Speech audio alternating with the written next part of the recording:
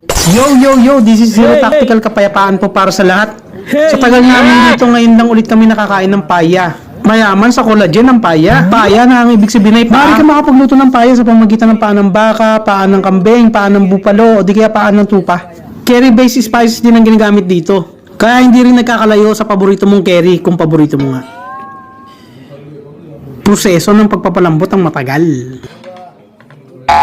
Ganito lang din ang sistema rito, kasama mo nang binayaran yung sa lata dyan, pero unlimited din yan. At kung gusto mong i-partner ang kubus o di kaya kanin sa paya, okay lang din. Pero kami dito ay nagkanin. Ang sarap ng sarsa niya, promise. Kaya masisimot mo talaga. Kung may idea ka sa pagkain nito, talaga naman. Nakita niyo ba yung katabi ng kanin na yan, chutney? Yan ay blended talong na may hinimay na isda, patatas, asin, paminta, green chili, bawang, sibuyas, mix. Ganun lang siya. Dito kamayan lang talaga ang labanan para ma-enjoy mo yung pagkain. Talagang hindi mo makukutsara yung buto yan eh. Ay, sorry. Wow!